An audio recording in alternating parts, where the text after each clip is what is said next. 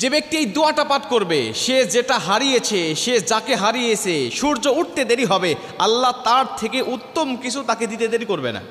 আপনার জীবনে তো অনেক কিছু আপনি হারিয়েছেন, হারানোর পরে আপনি একদম চিন্তায়, ডিপ্রেশনে আপনি পড়ে আছেন যে আমার জীবন থেকে এত বড় মূল্যবান সম্পদ চলে গেল, আমি হয়তো বা এর থেকে মূল্যবান সম্পদ আর পাবো না। কিন্তু নবীজি বলছেন, না, তুমি ধৈর্য হারিও না, তুমি এই দোয়াটা পাঠ করতে থাকো। আমার আল্লাহ তোমার কাছ থেকে যেটা কেড়ে নিয়েছে বা তোমাকে যে ফাঁকি দিয়ে চলে গিয়েছে, তুমি যেটাকে হারিয়ে ফেলেছো, আল্লাহ তার থেকে উত্তম কিছু, উত্তম জিনিস আল্লাহ পাক তোমার নসিবে আল্লাহ পাক কবুল করে নেবে।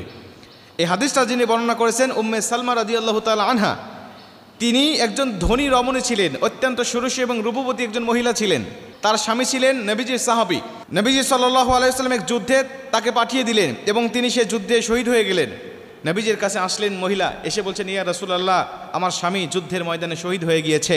নবীজি, আপনি আমাকে একটি দোয়া শিক্ষা দেন, আল্লাহ যাতে আমাকে ধৈর্য ধারণ করার তৌফিক দান করে, এবং আল্লাহ পাক আমার স্বামীকে নিয়ে চলে গেছে, আমি তো তার মতো স্বামী পাবো না, সে অনেক ভালো মানুষ ছিল, কিন্তু আল্লাহ এমন কিছু দিবে যেটা দেখে আমি সন্তুষ্ট হব, এমন একটা দোয়া আপনি আমাকে শিক্ষা দেন। নবীজি বলছেন, তুমি চলে যাও আর এই দোয়াটা বেশি বেশি পাঠ করতে থাকো। কি দোয়া? আল্লাহুম্মা আজিরনি ফি মুসিবাতি ওয়া আখলিফলি খায়রাম মিনহা। আল্লাহুম্মা আজিরনি ফি মুসিবাতি ওয়া আখলিফলি খায়রাম মিনহা। এই দোয়াটা তুমি বেশি বেশি পাঠ করতে থাকো। আল্লাহ তোমার কাছ থেকে যেটা নিয়েছে তার থেকেও আল্লাহ তোমাকে অনেক বেশি উত্তম কিছু দান করে দেবে। ওইলা চলে গেলেন, গিয়ে তিনি একনিষ্ঠভাবে আল্লাহর উপরে পরিপূর্ণ তাওয়াক্কুল রেখে তিনি আমলটা করতে লাগলেন। ওমাই ইয়াতাওয়াক্কাল আলাল্লাহি ফাহুয়া হাসবু। যারা আল্লাহর উপরে তাওয়াক্কুল রেখে কোনো কিছু চায়, আমার আল্লাহ পাক তাদেরকে নিরাশ করে না, আল্লাহ পাক তাদেরকে অনেক বেশি ভালো কিছু আল্লাহ পাক তাদেরকে দান করে দেয়।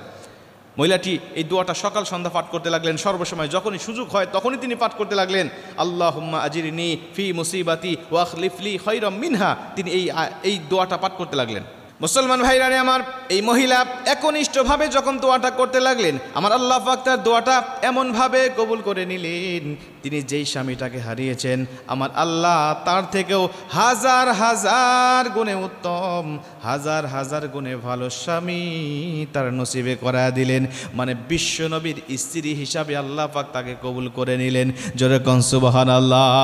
বিশ্ব নবী নবী মুহাম্মদুর রাসূলুল্লাহ সাল্লাল্লাহু আলাইহি ওয়াসাল্লামকে তার স্বামী হিসাবে আমার আল্লাহ পাক মনোনীত করলেন, আমার আল্লাহ পাক তাকে কবুল করালেন। উম্মে সালমা রাদিয়াল্লাহু তাআলা আনহা পরবর্তীতে আমার নবীজি সাল্লাল্লাহু আলাইহি ওয়াসাল্লামের সাথে বিবাহ বন্ধনে আবদ্ধ হয়ে গেলেন। মানে উনি যাকে হারিয়েছেন তার থেকে উত্তম কিছু আল্লাহ পাক তাকে দান করে দিলেন। এজন্য আপনি অনেক কিছু হারিয়ে ফেলেন জীবনে, আবার অনেক মূল্যবান জিনিস আপনার হারিয়ে যায়, অনেক মূল্যবান জিনিস আপনাকে ছেড়ে চলে যায়, আপনি তখন ধৈর্য হারাবেন না, ঘাবড়ে যাবেন না। আপনি এই আয়াতটা, এই দোয়াটা আপনি পাঠ করতে থাকেন, সব সময় পাঠ করতে থাকেন। যখনই মনে হবে তখনই আপনি এই দোয়াটা পাঠ করতে থাকেন, আল্লাহুম্মা আজিরনি ফি মুসিবাতি ওয়া আখলিফলি খায়রাম মিনহা।